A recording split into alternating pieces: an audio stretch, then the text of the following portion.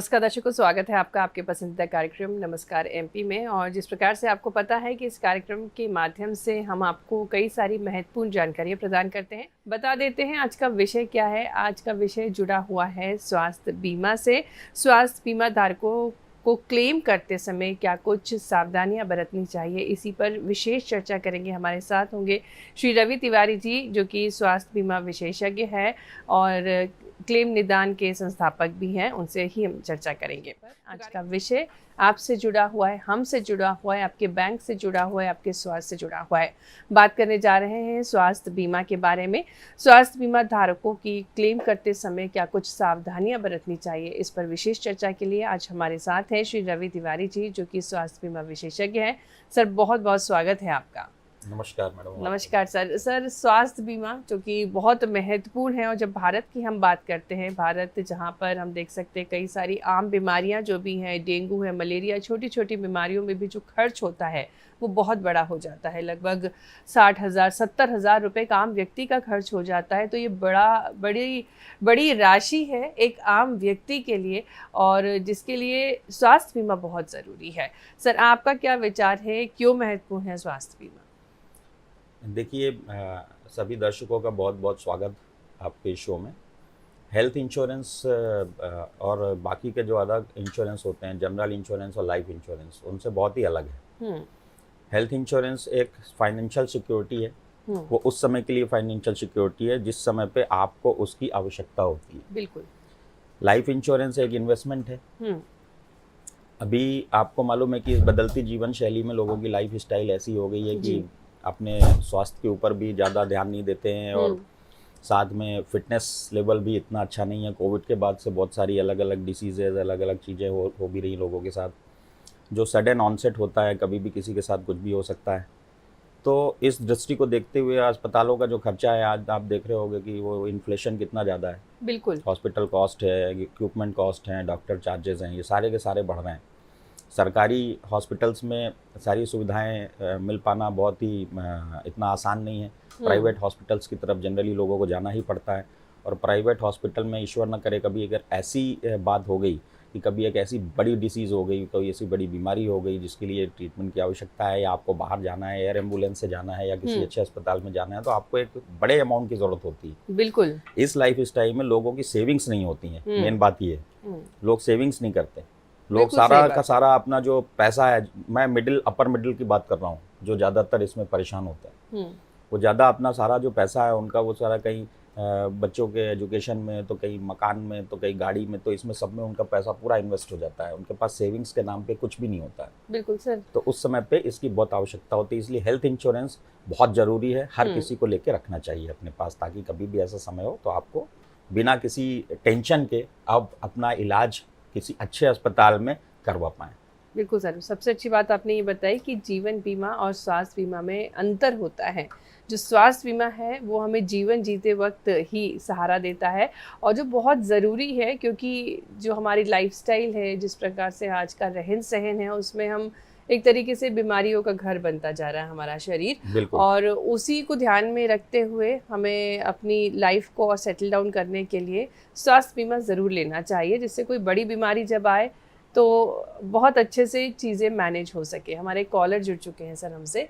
नंद स्वरूप मिश्रा जी हैं, जो कि अपना सवाल पूछेंगे। बहुत बहुत स्वागत है नंद स्वरूप जी। नमस्कार। मैं जानना ये चाहता हूँ कि स्वास्थ्य बीमा करने के बाद अगर किसी व्यक्ति के द्वारा हमें चोट पहुँचाई गई है, या स्वयं के द्वारा कोई नुकसान मेरा शारीरिक हो रहा है, जैसे आप वगैरह शामिल है, या कुदरत के माध्यम से कहीं हम गिर गए, या एक्सीडेंट हो गया, या कोई ऐसी बात हो गई, तो ऐसी दशा में स्वास्थ्य बीमा लेने के लिए हमें क्या करना चाहिए? ऐसी ठीक है सर, बात जाना चाहिए। ठीक है सर, क्या क्या कंडीशंस होती हैं, कब कहाँ पर स्वास्थ्य बीमा ले सकते हैं, जैसे अभी इस पर हम चर्चा करेंगे। हाँ। बिल्कुल सर, इस क्रम में आ रहे थे। उससे पहले सर ये जानना चाहेंगे कि क्या कुछ चीज़ें ध्यान में रखनी चाहिए स्वास्थ्य बीमा लेते वक्त, और क्या क्या बीमारियां कवर होती हैं। नंद स्वरूप मिश्रा जी का भी सवाल लेंगे, लेकिन उससे पहले हम जानना चाहेंगे कि एक आम व्यक्ति को कब सोच लेना चाहिए कि उसको स्वास्थ्य बीमा ले लेना चाहिए, और क्या कुछ ध्यान में रखना चाहिए। देखिए, जो डिसीज होती है उसका कोई एज तो होता नहीं है। बिल्कुल। कभी भी हो सकती है वो। एक्सीडेंट का कोई एज नहीं होता है। This is accident is sudden onset. कभी भी it can happens any time. बिल्कुल। तो ऐसा कोई उसका एज नहीं है कि हम्म। इस एज में ही हमको बीमारियां होंगी या इसी एज में हमको लेना है। बिल्कुल जनरली सर, लोग ट्रेंड चेंज हो रहा है। हमारी जो पुरानी पीढ़ी थी वो इतनी ज़्यादा जागरूक नहीं थी स्वास्थ्य बीमा के प्रति, लेकिन आज के समय की अगर बात करें तो क्या एज एलिजिबिलिटी रहती है स्वास्थ्य बीमा लेने की, और किस प्रकार से वे अपने पेरेंट्स को, माँ बाप को भी कवर कर सकते हैं? देखिए, अगर वो बच्चे डिपेंड हैं अपने पेरेंट्स के ऊपर, तो पेरेंट्स इंश्योरेंस लेते हैं जिसमें बच्चे कवर हो जाते हैं जी। और अगर बच्चे बड़े हो गए 25 एबव हो गए, जो सेल्फ डिपेंड हो गए, तो फिर उनके लिए इंडिविजुअल पॉलिसी लेना पड़ता है। इसमें कोई एज लिमिट नहीं है। आप बाई बर्थ इंश्योरेंस ले सकते हैं और वो लाइफ टाइम तक भी रिन्यूअल होता है उसका पॉलिसी, उसमें कोई एज लिमिट। बिल्कुल सर, स्वास्थ्य बीमा लेते वक्त क्या कुछ सावधानियां बरतनी चाहिए, क्योंकि कई सारी स्वास्थ्य बीमा की कंपनियां हैं जो लुभावने ऑफर्स भी देती हैं, तो एक आम व्यक्ति को क्या कुछ चीज़ें देखनी चाहिए लेते वक्त? सबसे बड़ी बात है कि जब भी आप इंश्योरेंस लें तो सबसे पहले आपको जो प्रपोजल फॉर्म होता है वो सबसे इम्पोर्टेंट होता है। प्रपोजल फॉर्म पे आपको अपने स्वास्थ्य की उस समय की कंडीशन और पुराना अगर कुछ भी कोई इलाज हुआ है, कभी हॉस्पिटलाइजेशन हुआ है, कोई मेडिकल हिस्ट्री रही है, तो उसमें बताना बहुत ज़रूरी है। अगर इसके अलावा आपके जो अदर जो डिक्लेरेशन पार्ट होते हैं जिसमें आपका कोई और इंश्योरेंस है आपके पास, तो उसका जानकारी देना ज़रूरी होता है। आपका KYC का जानकारी देना ज़रूरी होता है। ये सबसे बड़ी प्रॉब्लम है जो लोग नहीं करते। जनरली लोग क्या करते हैं कि प्रपोजल फॉर्म पे साइन कर दिया और उसको दे दिया, अब वो इंश्योरेंस आ गया। पता चला कि जब उनका क्लेम आया तो हॉस्पिटल रिकॉर्ड से मालूम पड़ा कि उनको पहले से ही डायबिटीज़ था, हाइपरटेंशन था, या कोई सर्जरी हो चुकी थी या कुछ हो चुका था, तो non disclosure of material facts के आधार पे उनके क्लेम रिजेक्ट हो जाते हैं। बिल्कुल। तो आपको सबसे पहले ये समझना है कि आपका टारगेट क्या है। आपका टारगेट है कि इंश्योरेंस खरीदना है कि आपका टारगेट है कि ज़रूरत में आपको क्लेम मिल जाए, ये डिसाइड करना ज़रूरी है। लोग इसलिए नहीं बताते हैं कि अगर हम बता देंगे तो हमको इंश्योरेंस मिलेगा नहीं। तो इंश्योरेंस लेके आपको करोगे क्या आप? अगर फ्यूचर में अगर उसका यूज ही नहीं होगा तो उसको लेके क्या करना है? तो आपका जो इंश्योरेंस लेने का जो इंटेंशन है वो तो यही है ना कि भाई कभी हमें ज़रूरत पड़े तो उसको हमको यूज़ कर पाएँ। तो उसका यूज़ आप तभी कर पाएंगे जब आप सही पूरी जानकारी उनको देंगे। नंबर 2 होता है आपका सम इंश्योर्ड का चयन। तो आपकी जो फैमिली साइज़ है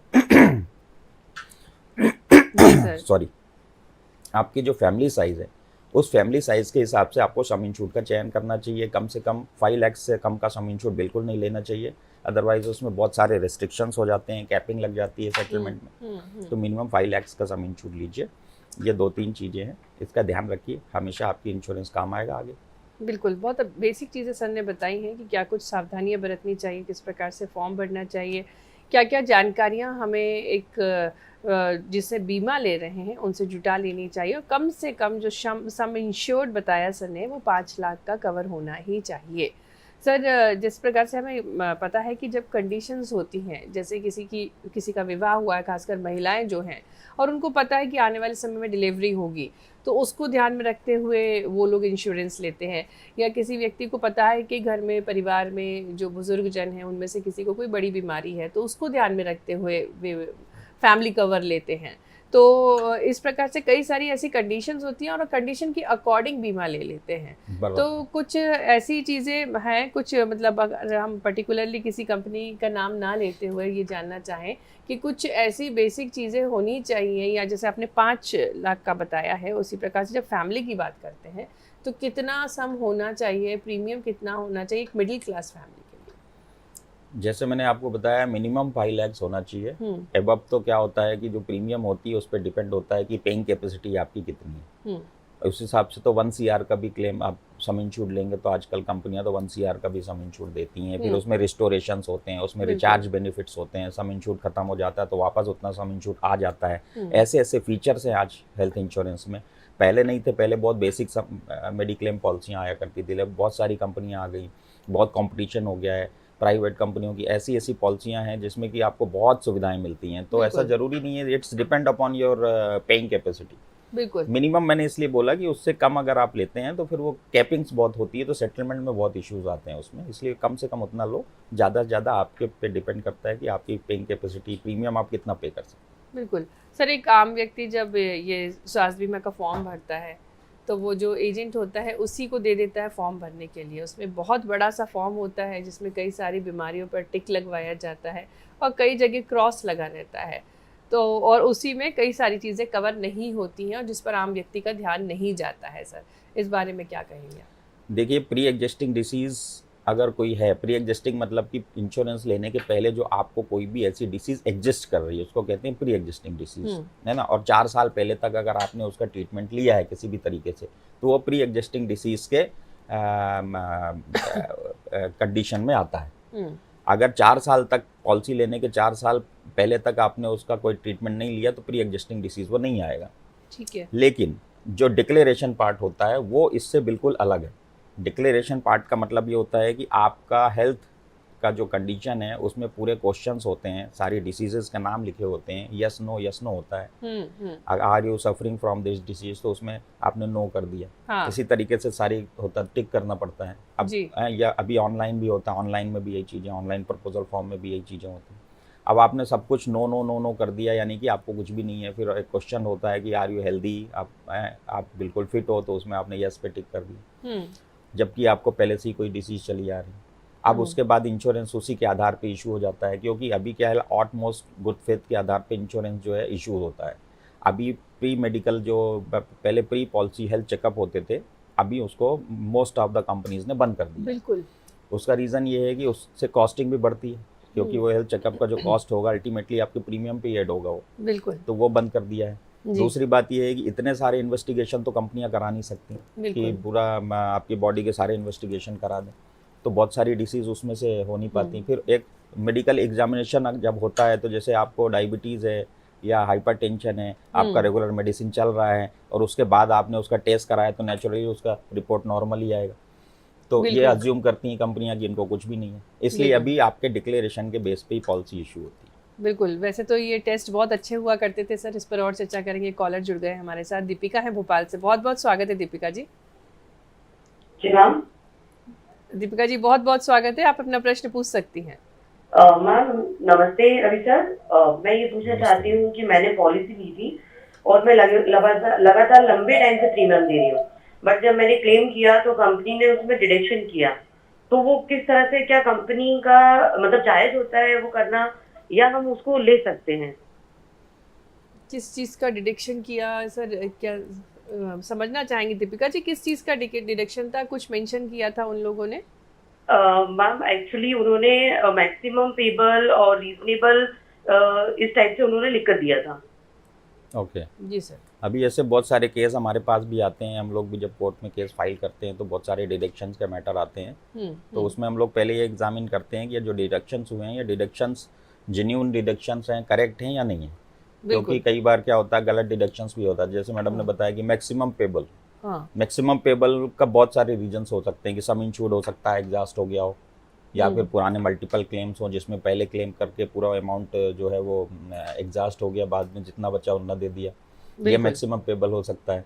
या फिर जैसे दूसरा इन्होंने बताया कि रीजनेबल, तो रीजनेबल की कोई परिभाषा नहीं है। वही सर। इसलिए नहीं है कि आपको भी मालूम है कि हॉस्पिटल की जो कैटेगरीज होती हैं, हॉस्पिटल की कैटेगरीज के हिसाब से हॉस्पिटल के चार्जेस होते हैं। एक हॉस्पिटल है जो एक सर्जरी, मान लीजिए कोलिलिथियस की आप सर्जरी करा रहे हैं, तो एक हॉस्पिटल है जो उसका 35,000 का बिल बनाएगा, एक हॉस्पिटल उसका 1 लाख का बिल बनाएगा, कई हॉस्पिटल ऐसे हैं जहाँ पे 2-2 लाख के भी बिल बनते हैं। बिल्कुल। तो it's depend upon the infrastructure of the hospital. तो रीजनेबल नाम का कुछ भी नहीं होता। अगर ऐसा कोई डिडक्शन हुआ है तो डेफिनेटली ये कंटेस्टेबल है, इसको कंटेस्ट कर सकते हैं, रिप्रेजेंट कर सकते हैं कंपनी के पास, और इसके लिए लड़ाई लड़ी जा सकती है। बिल्कुल। तो दर्शकों को हम बता दें कि सर लॉयर भी हैं, तो हमारे जो स्वास्थ्य बीमा विशेषज्ञ हैं, तो अगर कोई ऐसी परेशानियां हैं तो आप ज़रूर कॉल कर सकते हैं। हमारे नंबर्स नीचे डिस्प्ले किए जा रहे हैं। सर जैसा कि आपने बताया कि ये रीजनेबल जैसा कोई शब्द नहीं है, उसी प्रकार से ये स्वास्थ्य बीमा की कुछ टर्मिनोलॉजी होती हैं जो आम व्यक्ति नहीं समझ पाता है, जिसमें जैसा कि आपने सम इंश्योर्ड बोला, एक फैमिली कवर के लिए भी शब्द यूज़ किया जाता है, नो क्लेम भी यूज़ किया जाता है। कुछ बेसिक टर्मिनोलॉजी हमारे दर्शकों के लिए जो कि उनको जानना ज़रूरी है सर। सम इंश्योर्ड, जैसे मैंने अभी आपको एक्सप्लेन किया, सम इंश्योर्ड क्या होता है, फैमिली कवर यानी कि कितने लोग उस पर फैमिली में हैं। इसी प्रकार से ग्रुप इंश्योरेंस होता है, उसको कहते हैं जीएमसी, ग्रुप मेडिक्लेम, है ना, जीएमसी नाम का एक वर्ड होता है, उसको कर सकते हैं। प्री एग्जिस्टिंग डिसीज, मैंने अभी आपको बताया कि जो पॉलिसी लेने के पहले अगर कुछ डिसीज होती है उसको प्री एग्जिस्टिंग कहते हैं। बिल्कुल सर। मैक्सिमम पेबल यानी कंपनी उतना ही अमाउंट पे करेगी, उसके बाद पे नहीं करेगी, उतना पेबल नहीं है वो अमाउंट। डिनाइल मतलब होता है कि कंपनी ने उसको कैशलेस को डिनाइल कर दिया है। बिल्कुल, है ना, यानी कि अभी वो कैशलेस देने के मूड में नहीं है कंपनी, या किसी कारण से वो असेस नहीं कर पा रही है उस केस को, तो दे डिनाई, तो उसको कहते हैं डिनाइल ऑफ कैशलेस। इसी प्रकार रेपुटेशन होता है, रेपुटेशन मतलब कि क्लेम को रिजेक्ट कर दिया है, रेपुडिएट कर दिया है, इसका मतलब है कि कंपनी आपको इंश्योरेंस का ये क्लेम जो है बिल्कुल भी नहीं देगी किसी भी प्रकार से जी। तो इसी तरीके से टर्मिनोलॉजी है जो आम व्यक्तियों को शायद नहीं पता होती है, तो सर ये बहुत अच्छे से आपने जागरूक किया। सर स्वास्थ्य बीमा के क्षेत्र में फिटनेस की क्या डेफिनेशन है? आप कहते हैं कि वो फॉर्म भरा जाता है, उसमें पूछा जाता है आर यू फिट, क्या आप स्वस्थ हैं? तो किस प्रकार से स्वस्थ होगा, क्योंकि बीपी, हाइपरटेंशन और छोटी छोटी बीमारियां तो सभी को होती हैं। तो स्वास्थ्य बीमा के क्षेत्र में फिटनेस की डेफिनेशन क्या है? नहीं, फिटनेस की डेफिनेशन ये है कि आपको कोई डिसीज नहीं होना चाहिए तो आप फिट हो। बिल्कुल। आपके सारे वाइटल्स नॉर्मल हैं तो आप फिट हो। बिल्कुल। और अगर नहीं है तो उसमें मेंशन करिए, सीधी बात है। अब ज्ञानस्वरूप मिश्रा जी का जो सवाल था सर कि कौन कौन सी बीमारियां कवर होती हैं, फ्रैक्चर हो गया है या आंख में कोई चोट लग गई है, तो उसको किस प्रकार से कवर किया जाता है बीमा में? हाँ, जब मैंने उनका क्वेश्चन सुना तो मैं समझ पाया कि उनका ये कहना था कि अगर सेल्फ इंजरी हो जाए या हमको कोई हिट कर दे या हम जाते समय कहीं गिर जाएं तो क्या वो कवर होता है या नहीं होता। तो बिल्कुल ऐसा सारी चीज़ें कवर होती हैं, वो एक्सीडेंट की डेफिनेशन में ही आता है। देखिए एक्सीडेंट में 2-3 चीज़ें होती हैं। अगर कोई ये हम गाड़ी से जा रहे हैं और कोई रोड साइड एक्सीडेंट हो गया या किसी और ने हमको हिट कर दिया तो वो एक एक्सीडेंट ऐसा होता है जिसमें FIR का प्रावधान होता है। जी सर। उसमें FIR is the mandatory document, उसके बिना क्लेम प्रोसेस होने में बहुत समस्या होती है। हाँ। दूसरा एक्सीडेंट ऐसा होता है कि हम घर से निकले और हम खुद ही गिर गए किसी कारणवश, या पैर हमारा हुआ या हम गिर गए, हमारे घुटने टूट गए, हमको इंजरी हो गई, या बैठे हैं कहीं पे, बैठे बैठे आपका जो चेयर है, चेयर में कोई प्रॉब्लम आ गई और हम गिर गए, हेड इंजरी हो गई, दैट इज आल्सो एक्सीडेंट। उसमें भी FIR करना जरूरी नो, है? Not at all. बिल्कुल। उसमें FIR की जरूरत नहीं है, लेकिन उसमें MLC की जरूरत होती है। MLC एक ऐसा डॉक्यूमेंट है, अगर वो हॉस्पिटल का एक प्रोसेस होता है MLC का, अगर उन्होंने MLC प्रोसेस किया है तो उस क्लेम में प्रॉब्लम नहीं आएगी। जो फर्स्ट एड ट्रीटमेंट है उस फर्स्ट एड ट्रीटमेंट का रिकॉर्ड लगता है और MLC लगती है। जनरली हॉस्पिटल्स क्या करते हैं कि नो MLC करके उसको केस को वो कर देते हैं, उसका ट्रीटमेंट चालू कर देते हैं, सब कुछ कर देते हैं। बट ये प्रोटोकॉल है, वो भी एक्सीडेंट है तो उसका वेरिफिकेशन भी ज़रूरी है। आप उसका MLC करिए, नियरेस्ट जो पुलिस थाना है वहाँ पे उसकी इन्फॉर्मेशन देनी पड़ती है, पुलिस आता है, उसका वेरिफिकेशन करता है कि हाँ ये जो सर्कमस्टांसेस ऑफ इंजरी है वो जो ये बता रहे हैं या जो डिक्लेयर किया हुआ है इट इज़ करेक्ट और नॉट। तो this is the part of police. तो वो थोड़ा सा वेरिफिकेशन करके उसको फिर नॉन MLC केस में पुलिस कर देती है। व्यक्ति को जाकर बोलना पड़ेगा कि जाना नहीं है, MLC जाना नहीं है। नो, जाना नहीं है। अस्पताल में तो जब केस पहुंचता है ऐसे केस तो कैजुअल्टी में ही आता है, वो कैजुअल्टी डिपार्टमेंट में ही आता है, वहीं से वो लोग उसको असेस करते हैं और फिर उसकी MLC वहीं पर कर देते हैं। ठीक है। तो इस तरीके के जितने भी क्लेम है सब पेबल हैं। लेकिन उनका एक और भी क्वेश्चन था कि हम अगर अपने से ही कोई इंजरी हो, मतलब कि जैसे सुसाइडल अटेम्प्ट, इंटेंशनली, उसको कहते हैं इंटेंशनली किया, तो वो पेबल नहीं है। अगर आप इंटेंशनली ऐसा कर रहे हैं कि खुद को इंजोर्ड कर रहे हैं, दैट इज नॉट पेबल। तीसरी बात ये है कि अगर इस किसी भी प्रकार के एक्सीडेंट में कोई गवर्नमेंट का लॉ ब्रीच हो रहा है, सपोज आप गाड़ी चला रहे हैं but you don't have licence, तो गवर्नमेंट का कोई भी अगर लॉ ब्रीच हो रहा है इस एक्सीडेंट के पूरे एपिसोड में, तो वो कोई भी क्लेम पेबल नहीं है। बिल्कुल, ये तो अच्छी बात है सर, क्योंकि जो नियम बनाए जाते हैं वो हमारी सुरक्षा के लिए बनाए जाते हैं, और अगर लॉ अगर टूटता है तो आप क्लेम का फ़ायदा नहीं ले सकते हैं।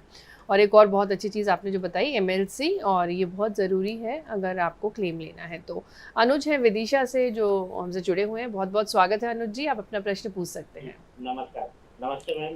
नमस्ते सर। नमस्ते सर, मेरा एक सवाल है कि जब भी हम हॉस्पिटल से डिस्चार्ज होते हैं तो प्रोपोर्शनेट डिडक्शन करके एक हमको बिल दे दिया जाता है कि आपका ये प्रोपोर्शनेट डिडक्ट हो गया है पेमेंट और ये आपको करना है।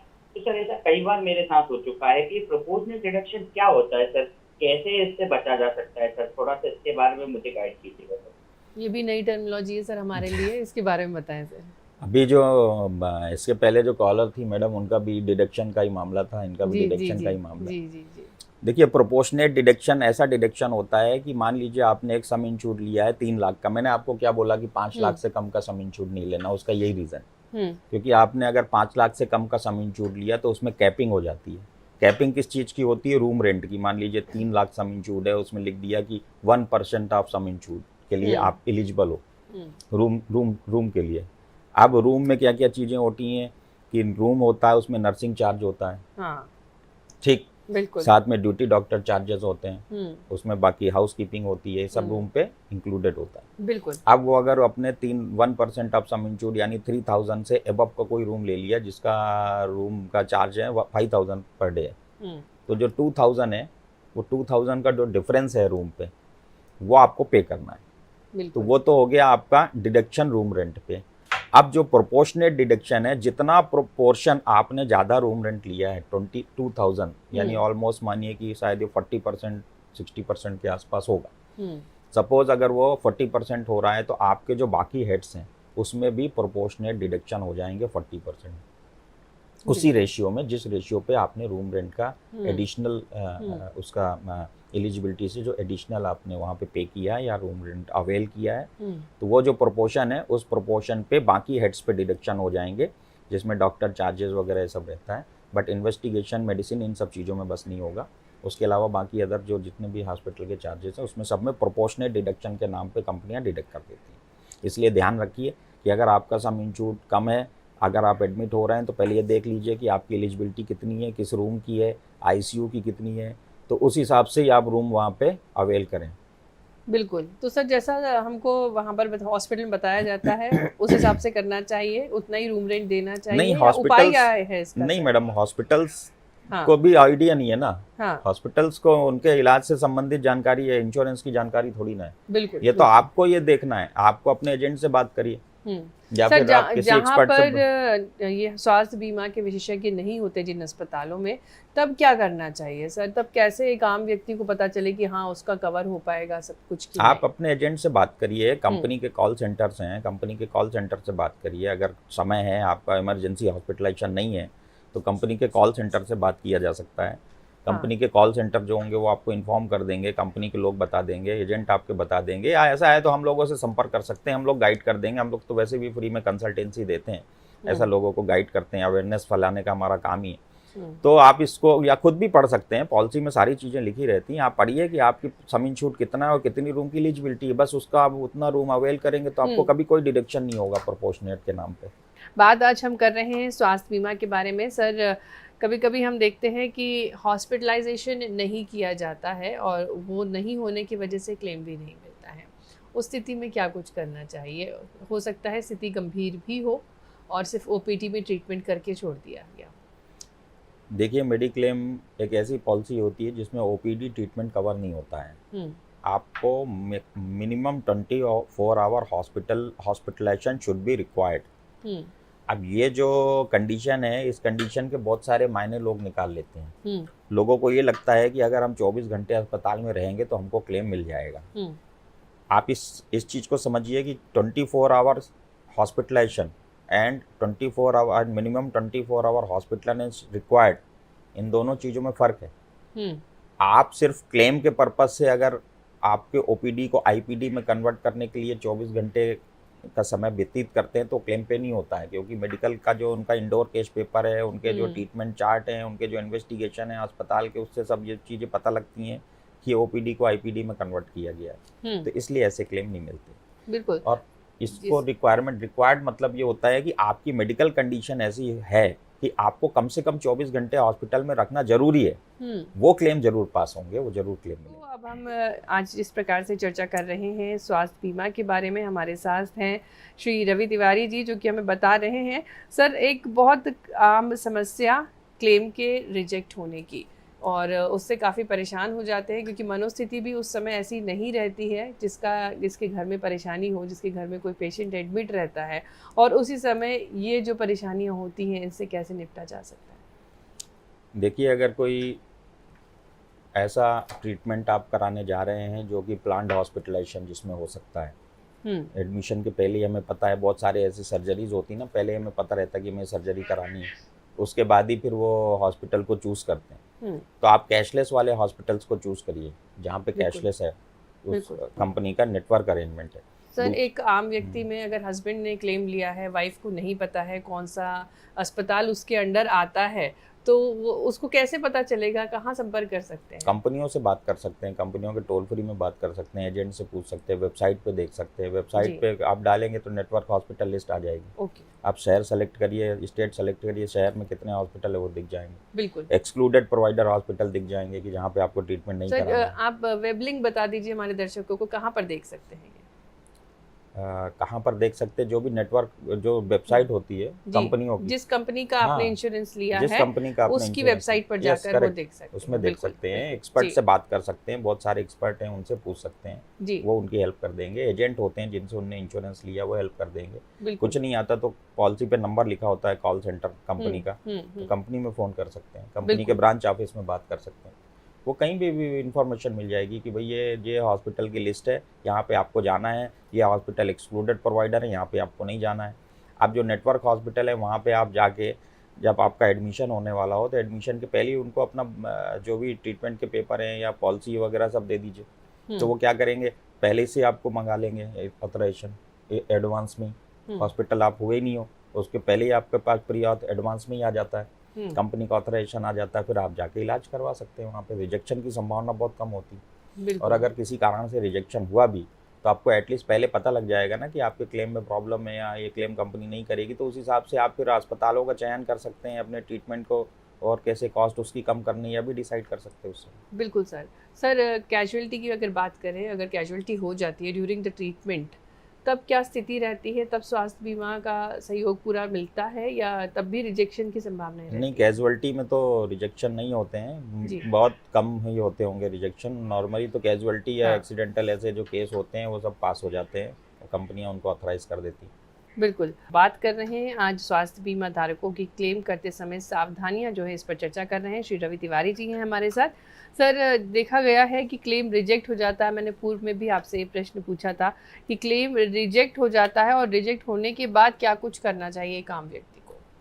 देखिए, क्लेम्स कई कारण होते हैं रिजेक्शन के, बहुत सारे रीजंस की वजह से क्लेम रिजेक्ट हो जाता है। जी सर। आपने अगर इंश्योरेंस लिया है, जैसे मैंने आपको पहले ही बताया था, अगर आपने उसमें सही जानकारी नहीं दी प्रपोजल फॉर्म पे और इलाज करते समय वो जानकारी अस्पताल के माध्यम से इंश्योरेंस कंपनी में पहुंची तो क्लेम रिजेक्ट हो जाता है। हाँ बिल्कुल।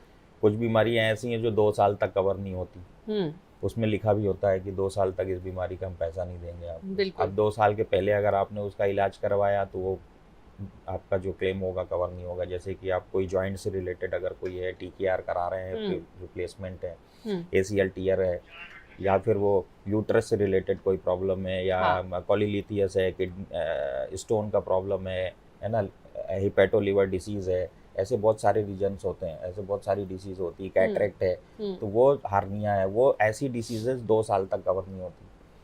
अभी कुछ पॉलिसियों ने उसको 2 साल से 1 ईयर किया है, अपने तरफ से कुछ फैसिलिटीज़ दी है, कुछ प्रीमियम भी ज़्यादा लेती है, बट वेटिंग पीरियड में है। अगर वेटिंग पीरियड में होगा तो क्लेम नहीं होगा।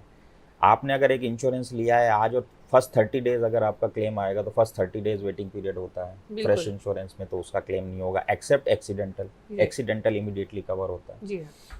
अगर कभी ऐसा है कि हम ऐसे अस्पताल में पहुंच गए जो एक्सक्लूडेड प्रोवाइडर हॉस्पिटल है, जो जैसे अभी मैंने आपको नेटवर्क हॉस्पिटल के लिस्ट के विषय में बताया था, तो ऐसे ही नेटवर्क अस्पताल में एक एक्सक्लूडेड प्रोवाइडर हॉस्पिटल की भी लिस्ट होती है जो हर कंपनी के वेबसाइट पे अपडेटेड होती है। अगर उनमें से किसी अस्पताल में आप पहुंच गए तो वहाँ का क्लेम पेबल नहीं होता है ना। या फिर कभी ऐसा होता है कि हॉस्पिटलाइजेशन नॉट वारंटेड, उसका क्लेम पेबल नहीं होता है। या फिर आपका जो डायग्नोसिस है वो डायग्नोसिस ही नहीं हो पा रहा है, आपको पता ही नहीं कि ट्रीटमेंट क्या लेना है, किसी इन्वेस्टिगेशन में कुछ आ ही नहीं रहा है, तो कंपनियां मेडिकल ग्राउंड पे उस क्लेम को रिजेक्ट कर देती है। बिल्कुल।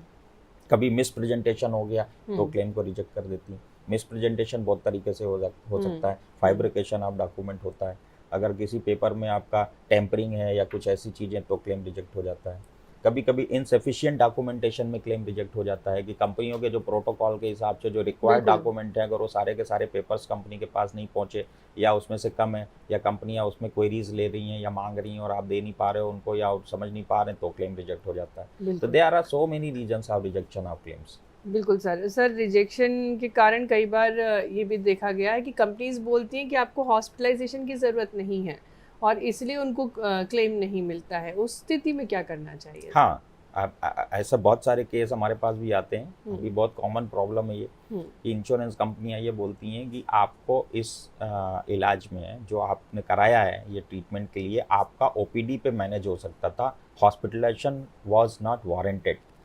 तो इस क्लॉज को लेकर के क्लेम को कंपनियां रिजेक्ट कर देती हैं।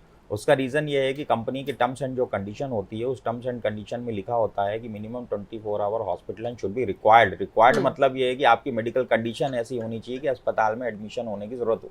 बिल्कुल। दूसरी बात ये है कि ये भी लिखा होता है आपकी टर्म्स एंड कंडीशन में कि जो आपको डायग्नोस हुआ है या जिस चीज़ का आप ट्रीटमेंट ले रहे हैं that should be diagnosed with investigation report और क्लिनिकल फाइंडिंग।